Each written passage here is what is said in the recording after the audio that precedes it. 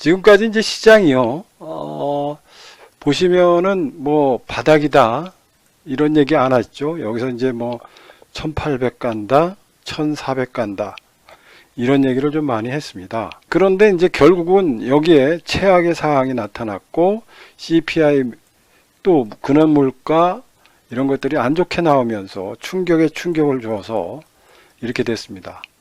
그런데 드라마틱하게 여기서 신용잔고가 감소되고 신용잔고가 감소되면서 약간 이중바닥형을 그리고 이렇게 반등을 했습니다. 이 반등의 배경에는 전번에도 설명드렸습니다. 일단 환율의 움직임이다. 환율. 이 환율이 상투를 쳤습니다. 그래서 이제 환율이 1450원 정도 갔다가 이게 1300원까지 빠졌고 오늘은 올랐어요. 오르다 보니까 시장이 하락을 했습니다. 그래서 결국 이제 환율의 문제인데 이 환율의 하락은 여러분들도 알다시피 미국의 국채금리가 하락을 했다는 겁니다. 그래서 미국의 국채금리가 하락을 하면서 환율 움직임에 따라서 우리는 지금 여러분들도 알다시피 시장이 기관 투자가가 있죠. 기관 투자가가 있고 요거는 이제 요걸 보이면서 말씀드리면 우리 시장 참여자들은 외국인이 있죠. 외국인이 있고 기관에는 이제 금융 투자가 있고 보험이 있고 투신이 있고 은행 기타 연기금이 있고요. 여기 사모펀드가 있습니다. 자, 그런데 이제 금융 투자 쪽은 뭐예요? 요새 행하는 행동이 모든 게 프로그램 매수 매도입니다. 그러니까 0.008을 먹기 위해서 요 프로그램 매수 매도를 통해서 하기 때문에 이건 좀 의미가 없습니다. 아무튼 이제 여기는 선물 옵션과 연계된 프로그램 매수, 소위 말해서 시장의 베이시스, 백어데이션이냐 콘탱고냐에 따라서 이 움직임이 틀려지고 있는 때라 여기에 의미는 크게 없다 이렇게 보셔야 됩니다. 그 다음에 이제 보험을 보시면은 보험은 여러분들이 아시다시피 베이비부머 세대 소위 말해서 이제 제일 많이 난 게 뭐냐 뭐 이제 전쟁 끝나고 이제 서서히 안정화되면서 났죠. 한 10년간 이렇게 1000만 명 넘게 났습니다. 요게 이제 뭐 어디서 시작하냐 56년부터 시작하냐 55년이냐 58년이냐 그런데 베이비부머는 이제 58년이 이제 정점을 찍으면서 한 68년 정도까지 아이들이 뭐 바글바글 했죠. 그래서 이제 요 사람들이 이제 커갈 때 보험업은 엄청나게 선장을 했습니다. 근데 이분들이 이제 늙어가는 거예요. 늙어간다는 거는 뭐냐? 이 보험을 넣을 수 있는 여력이 부족하고 있다. 여력이. 그래서 이제 보험 인구가 자꾸 이제 젊은 층들로 가는데 젊은 층이 줄어들기 때문에 이 옛날에는 보험도 큰 손이었습니다. 근데 요새는 보험이 그렇게 크지 않은 행동을 하고 있다. 이렇게 좀 보셔야 됩니다. 그래서 좀 의미가 없어요. 그 다음에 이제 여기 투신권인데요. 이게 이제 가장 컸었습니다. 가장 컸죠. 커가지고 여러분들이 얘기하는 코리아 펀드라든지 뭐 박현주 펀드라든지 등등등의 펀드가 엄청나게 많았던 시절이 있었습니다. 돈이 뭐 엄청나게 쏟아져 들어왔고 그때가 전성 시절이었었는데 이 시장이 안 좋고 특히 우리나라가 요번에 이제 금융투자세 같은 경우가 여러분들도 알다시피 정말 그 법 같지 않은 법을 가지고 이중과세적 문제가 있는 거죠. 그래서 이제 이게 아프리카 시장보다도 우리 시장이 뭐 더 후진적이다 이런 얘기가 되면서 또 투신권, 라임 사태, 문재인 정부 들어서면서 큰 게 터졌죠. 라임 사태라든지 또 무슨 뭐 하나 또 사태가 터졌습니다. 그러다 보니까 이제 이게 청와대에 있는 사람들이 개입했던 청와대에서 있던 사람들이 들어간 펀드라고 그러는데 그것마저도 무너졌다. 그래서 투신권도 지금 굉장히 자금들이 부족하다는 겁니다. 그 다음에 과거에 이제 은행들이 있었습니다. 은행들은 여러분들 아시다시피 굉장히 컸었습니다. 자금이. 우리나라를 좀 주물럭거렸고, 옛날에 은행의 투자부 같은 경우 저희가 이제 초창기 때 직장 다닐 때 뭐 보면은 은행 펀드 매니저 만나가지고 여러 번 대접하면서 거기서 정부 캐고 내지는 뭐 이런 거 하기 위해서 엄청나게 노력한 때가 있습니다. 예, 은행이 자금력이 크기 때문에 그랬었는데, 이것도 이제 투자의 시대, 외국 같은 경우는 이제 골드만삭스 내지는 뭐 모건 스탠리 이런 데는 이 투자를 통해 가지고 이익의 80%를 냅니다. 기가 찬 거죠. 예, 투자를 통해서 이익의 80%를 내는데, 우리나라는 지금 이 과거에 투자를 통해서는 많이 냈는데 지금은 이게 없어요. 야, 뭐 주식 투자하느냐? 네가 주식 투자해 가지고 뭐 이익 내냐? 뭐 이래 가지고 거의 은행의 펀드 매니저들이 거의 죽었습니다. 그리고 뭐로 전환했어요? 수수료. 예, 가장 안전한 수수료. 그 다음에 가장 안전한 대출. 예, 이거 가지고 먹고 사는 겁니다. 그래서 은행이 지금 뭐 아시겠지만 이것도 거의 죽었습니다. 이게 엄청나게 컸던 거죠. 이 세 개가 이 보험, 투신, 은행, 여기가 주름 잡았던 시절이 있었는데 지금 거의 작살났습니다. 뭐 기타 금융이야, 이건 뭐 실체가 잘 없고요. 연기금, 요 연기금에는 여러분들도 알다시피 연기금도 있지만 플러스 사모펀드, 예, 사학펀드, 뭐 국민 뭐죠? 군인펀드, 이런 것들이 다 들어가 있습니다. 들어가는데 보면은 활동하는 것들을 보면은 자신감이 없어가지고 투자를 못합니다. 특히 이제 우리나라에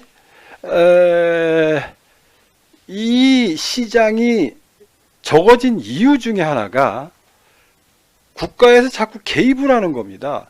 왜 삼성전자가 많으냐? 뭐 삼성전자가 왜 많냐? 그런 거예요. 무식한 행동이죠. 왜냐하면 삼성전자를 많이 갖고 있었던 거는 삼성전자만 올라가 가지고 이게 비중이 이렇게 높아진 거예요. 근데 이게 마치 삼성전자를 산 것이 삼성전자를 지원해 줬다는 식으로 해서 정치적 공세를 피는 겁니다. 그 다음에 주식은 미래의 싸움이기 때문에 잠시 손실을 보고 이익을 볼 수가 있는 거죠. 근데 손실을 볼 때는 뭐 바보다, 멍청이다, 니들이 그렇게 투자해가지고 안 된다 그래서 은행, 연기금, 보험 이런 데가 다 죽었었습니다. 그래서 이제 살아남은 게 뭐냐? 마지막으로 그러면 사모펀드만 살아남았던 겁니다. 그래서 이제 사모펀드는 뭐냐? 이게 적극적으로 투자를 합니다. 적극적으로 투자하고 또 프로그램 매수 매도보다는 얘들은 성공보수, 예, 성공보수를 노리는 기업이죠. 그래서 이제 1억 벌으면 20%를 받고요. 10억 벌으면 50%를 받습니다. 그래서 이제 그거 가지고 먹고 사는 거예요. 여기 사모펀드가.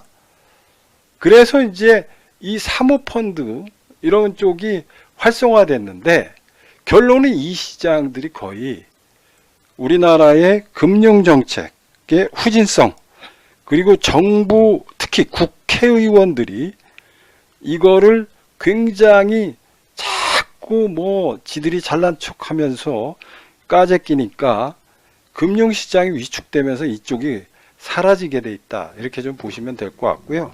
그러다 보니까 남아있는 것이 이 거대한 자금, 예, 거대한 자금만 있는 외국인에 의해서 외국인이 이 시장을 지배하기 시작하는 겁니다. 이게 지금 외국인에 의해서 거의 90%가 결정됩니다.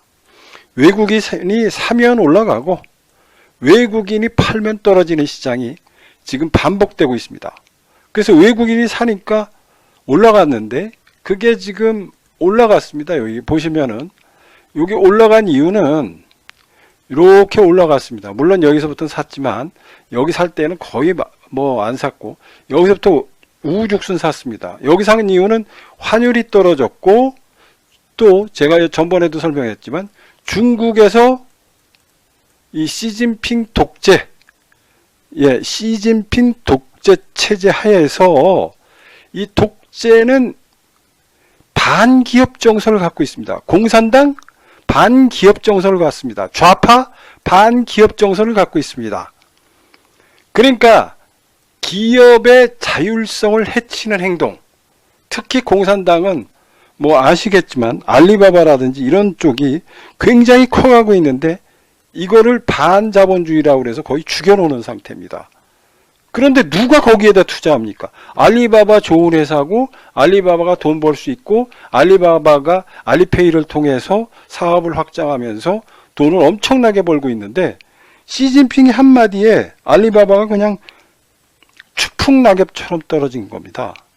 그래서 미중 무역전쟁, 미중의 갈등 이런 것도 있지만 결국은 중국의 독재 체제가 기업의 어떤 자율성과 이런 것들을 그러면서 중국에 있는 부가 소위 말해서 중국에 있는 부자들이 지금 중국을 탈출하고 있습니다. 그래서 그걸 탈출하지 못하게 하기 위해서 코로나 봉쇄를 하고 있습니다. 얘들이 왜 코로나 봉쇄하느냐? 독재 정권이니까 코로나 봉쇄에서 돈 많은 사람들이 외국으로 못 나가게 만드는 그런 것들이 있다.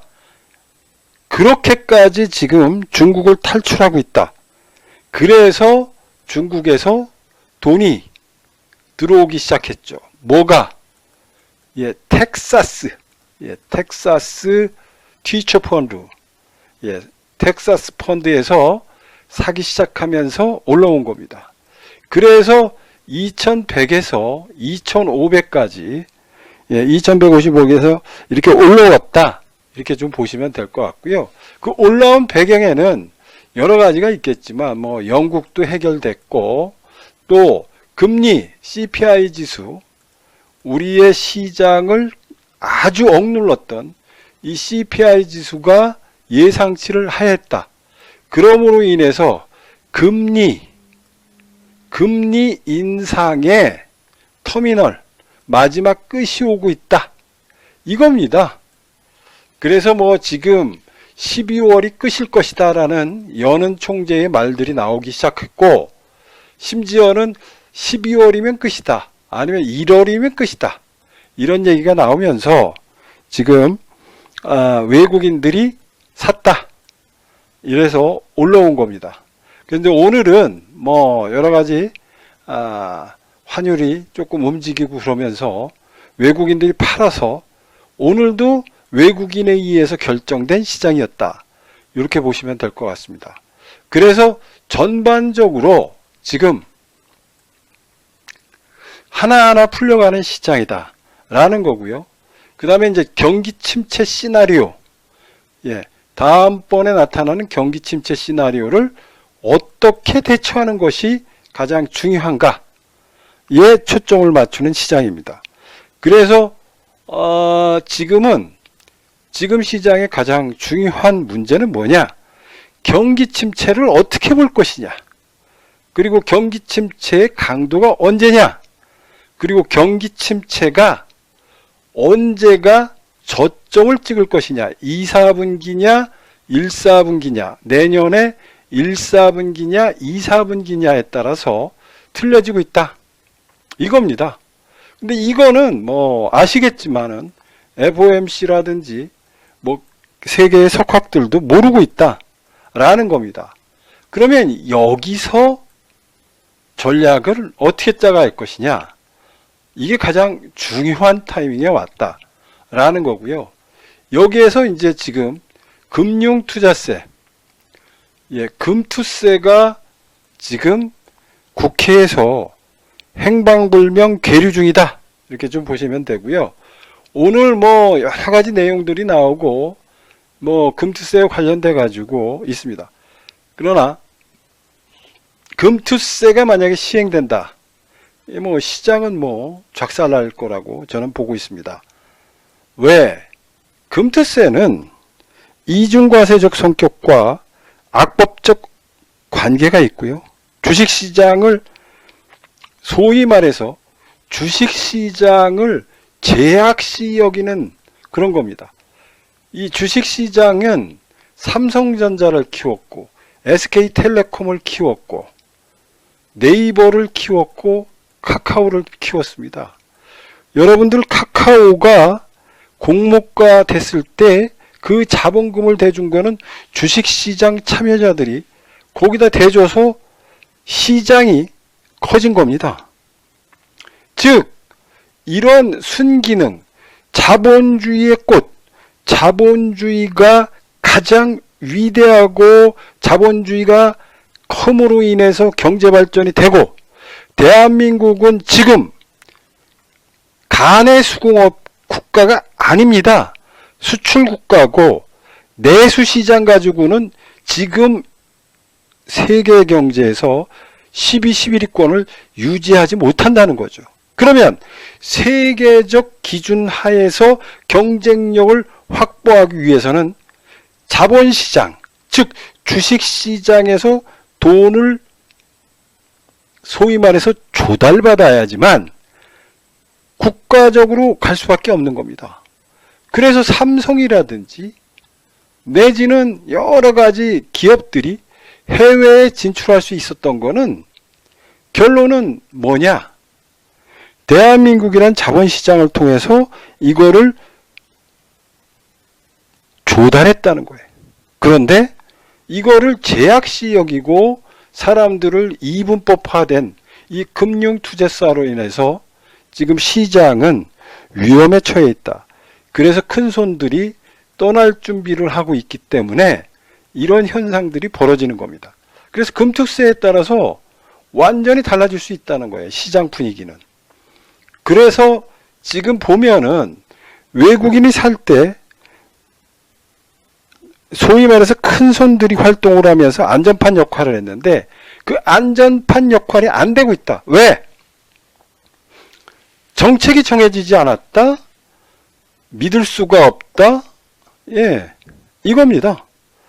그래서 지금 시장이 결국은 외국인만이 살아남는 시장, 외국인에 의해서 농락당하는 시장으로 변질됐다. 그러므로 인해서 이 변동성은 외국인이 선물옵션과 주식과의 연계를 통해서 돈 버는 그런 시장으로 전락함으로 인해서 대한민국의 주식시장은 대한민국의 주식시장이 아니라 외국인의 주식시장으로 변해가는 과정이다. 이렇게 보셔야 됩니다. 그래서 여러분들이 투자를 어떻게 할 것이냐? 그러면 외국인들에 의해서 결정되기 때문에 외국인의 시각과 외국인이 어떤 관점하에서 투자하는지를 보셔야 되는 거죠. 그래야지 돈 버는 시장이다. 이렇게 봐야 됩니다. 그래서 지금은 여러분들이 투자를 할 때 외국인의 관점, 글로벌리 관점, 그리고 외국인이 소위 말해서 이렇게 파는 시장에서도 매집하는 종목, 외국인은 꼭 이 종목을 사야겠다고 들어오는 종목을 배팅해야 됩니다. 왜? 지금은 외국인 전성시대이기 때문에 그렇습니다. 그래서 여러분들이 그런 것들을 좀 생각해 보실 필요가 있다라는 거고요. 하나의 투자 아이디어를 여러분들한테 제공한다면, 예, 애플입니다. 애플. 뭐 여러 번 얘기했습니다. 애플의 게임 체인저 애플입니다. 애플이 MR을 만듭니다. MR. 이게 내년에 출시돼요. 내년 초순, 뭐 1월달 정도 출시를 한다. 1월달 내외, 뭐 2월달이든 1월달이든 아무튼 좌우지간 상반기에 투자한다는 겁니다. 이거는 이 혁신적인 거예요. 그동안에 나왔던 생각했던 것과 다른 거예요. 왜 애플은 요새 중국을 버리고 있습니다. 또 요번에 중국을 버리면서 미국에서 생산하는 반도체를 쓴다고 그랬습니다. 기가 막힌 얘기예요. 지금 애플이 왜 중국에서 생산하는 걸 안 쓴가? 그 다음에 여기에 들어가는 것들을 어디를 씁니까? 옛날에는 싸구려 썼어요. 싸구려. 싸기 때문에 어디 걸 썼어요? 중국 거 썼습니다. 중국 거. 예, 중국 걸 썼죠? 싸구려기 때문에, 그 다음에 뭐 품질? 그냥 전형이다. 이거예요. 근데, 이제부터는 안 된다는 겁니다. 첫 번째는, 미중 갈등입니다. 미중 갈등. 예, 미중 갈등이에요. 미중 갈등 때문에 바이든 정책이에요. 바이든 정책이기 때문에 중국의 고사양 배터리, 고소양 반도체, 고사양 FXR 기술 이런 것들이 절대 중국에 들어가지 말아라 이거예요. 예, 기기도 중국에 못 들어간다 이겁니다. 들어가려고 그러면 미국의 사전 승인을 받아야 된다 이거고요. 두 번째는 아까 그동안에는 중국 거가 쌌습니다. 그래서 싸가지고 그냥 차이가 별로 없고 화수 차이가 없어요. 그래도 별로 그 불편함을 못 느꼈습니다. 그래서 중국 거를 썼던 거죠. 중국 거를 썼습니다. 그런데 요게 생산하는 거죠. 요게 생산하면서 이게 여러분들 보면 굉장히 가볍습니다. 지금 애플에서 나온 거예요. 애플에. 요게 굉장히 가볍게 나왔죠. 지금까지 나온 AR, VR 기기들 보시면은 굉장히 무겁습니다. 이게 대포할 만큼 크고 머리가 휘청휘청거리고요. 또 한 가지는 화질이 안 좋습니다. 화질이 안 좋고 용량이 또 배터리 용량이 안 좋아가지고 한 10분, 20분 쓰면은 충전하라고 그래요. 그럼 한참 재밌는데 그렇게 되는 거죠. 특히 화질 문제 때문에 어지러움증이 발생합니다. 그래서 중국산 제품을 쓰다가 이제 한국산 고사양 쪽으로 쓸 수밖에 없는 거예요. 애플이 쓰고 싶어서 한국 걸 쓴 게 아니라 할 수 없이 세계의 1위를 만들어야 돼요. 메타하고도 경쟁해야 되고 뭐 MS하고도 경쟁해야 되고 중국과도 경쟁해야 되는데 싸구려로 경쟁할 수 없다는 거예요. 그래서 여기에 들어가는 한국 업체가 지금 이런 와사리판 장세에서 사놔야 된다. 이겁니다. 왜? 내년에 1, 2월에 채택되기 때문에 그렇습니다. 그 다음에 또 사야 되는 이유가 있습니다. 과거에 보시면은 이게 인터플렉스예요. 인터플렉스인데 이게 애플입니다. 여기 애플 폰이 처음에 들어왔을 때 1,000원짜리였습니다. 1,000원짜리. 1,000원짜리가 7만원까지 갔어요. 1,000원짜리가 7만원 갔습니다. 왜? 애플이 채택해서 올라간 거예요. 이게 애플의 여러분 스마트폰이 2008년에 나왔습니다. 2008년에. 그래서 얘가 2009년부터 납품을 해가지고 여기까지 간 거예요. 그래가지고 이렇게 올라와서 70배 올라갔습니다. 70배. 왜 그러면은 대한민국이 아니라 애플한테 채택이 되면은 주식이 저렇게 많이 올라갈까요? 바로 대한민국의 대기업들은 중소기업에 있는 기업들을 소위 말해서 등쳐먹잖아요. 이렇게 깎지 않습니까? 근데 애플은 단가를 후하게 줍니다. 여러분들 적으세요. 애플이 채택됐을 때 그 효과는 삼성한테 주면 2원, LG한테 주면 1원 이익 나는 게 애플한테 주면 4원 이익 나와요. 예, 비교를 해보시라고. 이게 어마어마한 차이인 거죠. 그러니까 주식의 운명을 바꾸는 거예요. 1,000원짜리가 7만원을 가는 거예요. 70배? 여러분들이 이런 주식을 지금 매집해야지만 여러분들의 지금 까먹은 구자를 복구할 수 있다.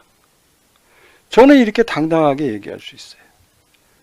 그래서 외국인이 좋아하고 외국인이 살 수밖에 없고 기술이 있고 경제적 혜자가 있고 그 다음에 제일 중요한 워렌 버핏이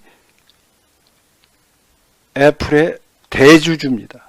그러면 워렌 버핏이 좋아하는 이런 유의 기업, 이거는 여러분들을 부자로 만든다. 대박의 길로 인도한다. 저는 이렇게 과감하게 얘기합니다. 그래서 여러분들이 부자 된다. 부자 되고 싶다. 부자 될 것이다. 이렇게 외치기만 하지 마시고 들어오시라는 거예요. 이 애플이 게임을 체인저하는 이 애플에 들어가는 납품하는 이 회사가 여러분들의 운명을 바꿀 것이다. 저는 그렇게 봅니다. 그래서 이거는 이게 새로 나오는 거기 때문에 신선해요. 신선. 이건 신선할 수밖에 없다는 거죠. 이렇게 신선하고 깨끗한 것들을 지금 시장이 안 좋다고, 시장이 와사리판이라고 손 놓아 있으면 안 된다. 즉 이렇게 어려운 시기에 여러분들은 이런 성장성 있고 발전성이 있는 것들을 바닥에서 끌고 모아야 된다. 요번에 TSMC를 왜 워렌 버핏이 샀느냐? 얘기했잖아요. 좋은 주식이 떨어졌어요. 왕창 떨어졌죠. 이렇게 떨어지니까 바닥에서 사는 겁니다. 이게 빠지는 종목이 아닌데 시장이 위험 주고 미중 무역 갈등과 중국과 갈등 속에서 TSMC가 막 빠졌어요. 예, 뭐 망하느니 뭐 중국이 폭격하면은 어떡할 거냐? TSMC 죽는 거 아니냐? 중국하고 싸움하면 어떻게 될 것이냐? 난리 난다. 그래서 TSMC를 막 팔았어요. 일반인들이 팔고 뭐 안 된다 뭐 이렇게 했습니다. 그런데 그 와사리판에서 워렌 버핏은 살짝 걷어서 5조 원을 샀습니다. 5조 원. 그러면 지금 시장이 나쁘다고 그래서 손 놓치지 말고 이럴 때 내가 부자 될 수 있는, 이럴 때 내가 부자 되는 종목, 이거를 사셔야 된다는 거예요.